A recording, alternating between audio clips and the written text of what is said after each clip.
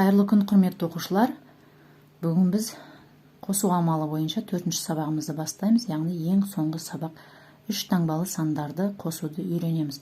Балалар, біз 3 таңбалы сандарды қосудан алдын осы 3 таңбалы сандарды разрядтарға жіктеп үйренуіміз керек. Яғни әр санның атауын білуіміз керек. Мысал үшін бастайғы 325 деп алайық. Бұл жерде әрбір разрядтың атын атап және жазып үйренуіміз керек. 5 бірлік, 2 ондық, 300-дік. 300 қосу 20 қосу 5. Мінекей, бұл ауызша айтамыз, 325 деп. Енді жазбаша міндетті түрде бұлардың 100-дігін, ондығын, бірлігін ажырата алуымыз керек. 300-дік, 2 ондық, 5 бірлік. Мінекей балалар, әр разрядтың атауын білуіміз керек және оқи алуымыз керек балалар. 300-дік, 2 ондық, 5 бірлік. Мысалға 999 дейге. Бұл жерде де 900 ауызша атауы 99. Жазбаша 900-дік, 9 ондық, 9 бірлік. Мінекей жазбаша атауы. Әрбір разрядтың атауын оқи алуымыз керек және жазып алуымыз керек. Жазуды үйренуіміз керек бірінші. Екінші, оны оқуды үйренуіміз керек. Міндетті түрде балалар, осы разрядтарға жіктеу тапсырмасын мен бір бет беремін. Міндетті түрде оны жазбаша орындаймыз. Одан кейін барып 3 таңбалы сандарды қосуға өтеміз. Міндетті түрде бірінші жазып өзімізді қалыптастырып алуымыз керек. Келесі, енді балалар, 3 таңбалы сандарды қосу.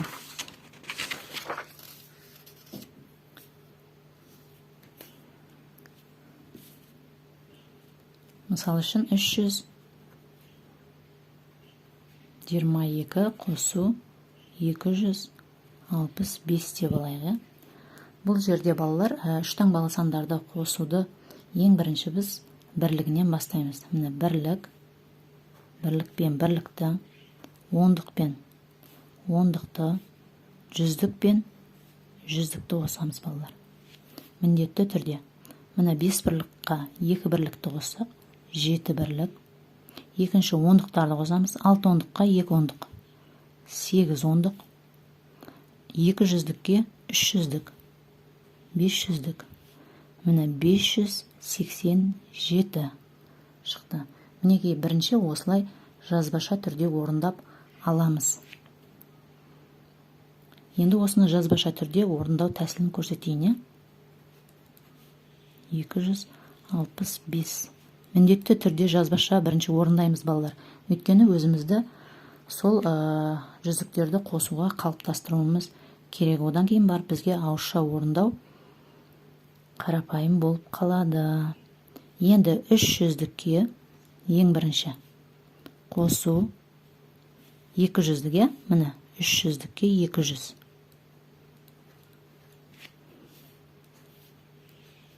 Одан кейін қосамыз ондыққа ондықты. 2 ондық қосу 6 ондық 60. Одан кейін барып қосамыз бірліктерін.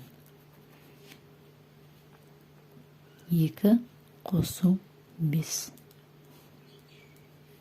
Мінекей, 200-ге 300-ді қоссақ 500. 2 ондыққа 6 ондықты қоссақ, яғни 20 мен 60-тың қосындысы 80. 2 мен 5-тің қосындысы 7. Мінекей, міндетті түрде жазбаша орындап аламыз. Дәл осылай балалар.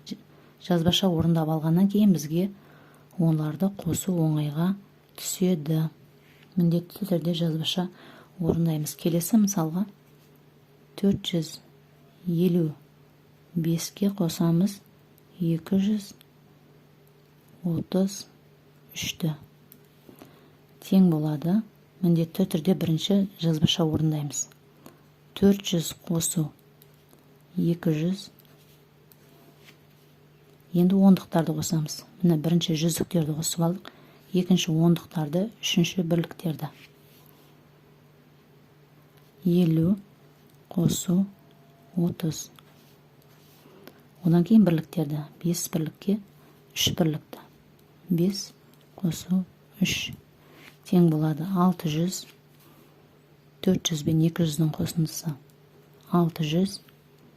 50 мен 30-ның қосындысы 80. 5 пен 3-дің қосын 80. Міне 688. Мінекей балалар. Осылай міндетті түрде әр разрядты жік-жігімен қосып алуымыз керек. Осыған қалыптасып болғаннан кейін барып біз ауызша орындауды әрі қарай жалғастыра аламыз. Келесі балалар. Міндетті түрде мен бұл тапсырмалардан бір бет беремін. Екінші бетті ауызша орындап жібереміз балалар. Келесі мыңдықтар, яғни 4 таңбалы сандар, иә? Міне 1, 2, 3, 4 таңбалы сандар. Яғни мыңдықтарды қосқан кезде балалар, ең алдымен нольмен аяқталатын мыңдықтарды қосайға 2000-ға мыңды қосамыз мысалы үшін. 2000-дық. Бұл жерде де жазып орындаймыз бірінші. Қосу 1000-дық. Мәні 3000-дық. 3000 яғни.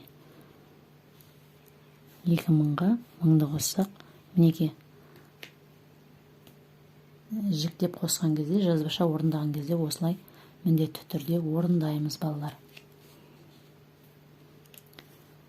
Мінеке енді 8000-ға қосайық мыңды. Бұл жерде де 8000-дық деп аламыз. Қосу 1000-дық. Тең болады 9000-дық.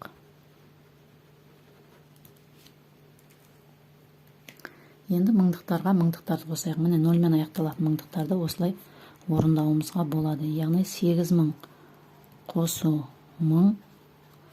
Тек қана бірінші сандарды қосып, нөлдерді артына тіркеп отырсақ, бұл бізге өте оңай балалар. 9000-дық. Енді балалар разрядтарымен қоса орындап көрейік.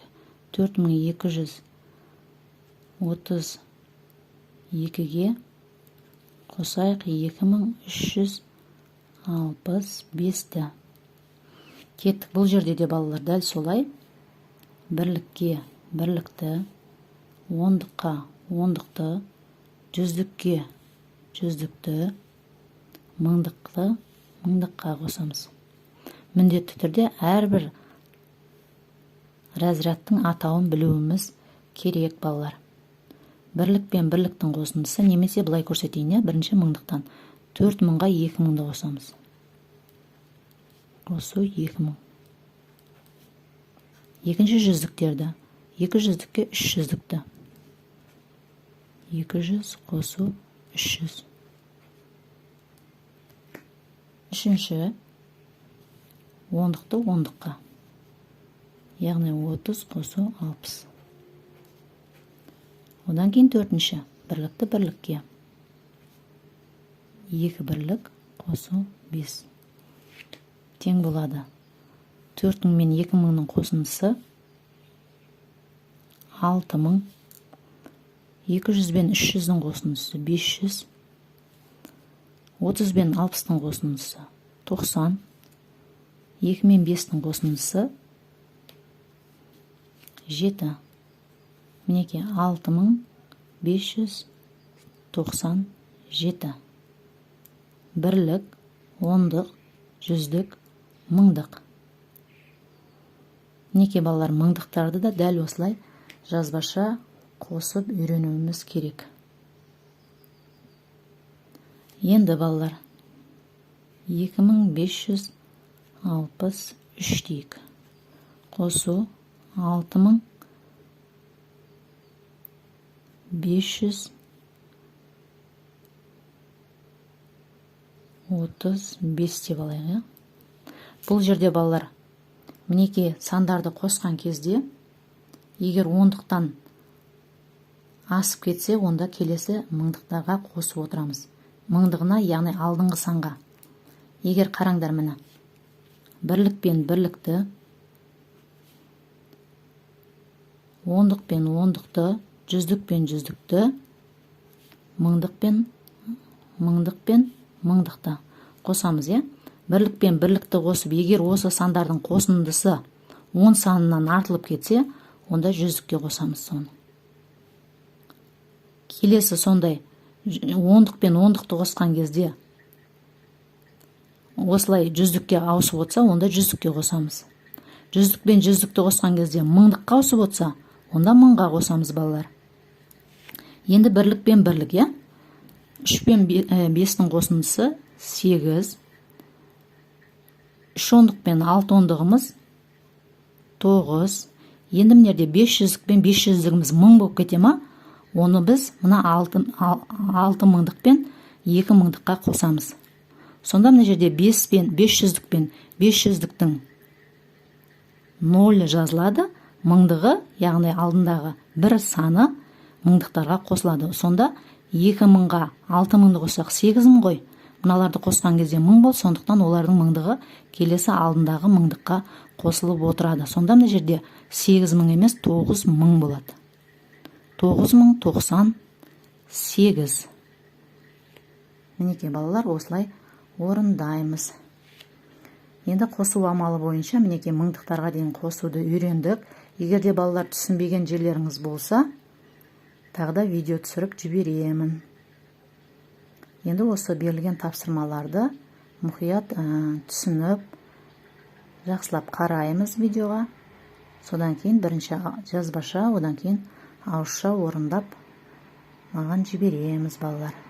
Егер қиындық тудырып жатса, маған хабарласыңдар. Сендерге қайтадан түсіндіремін. Ал сәттілік балалар.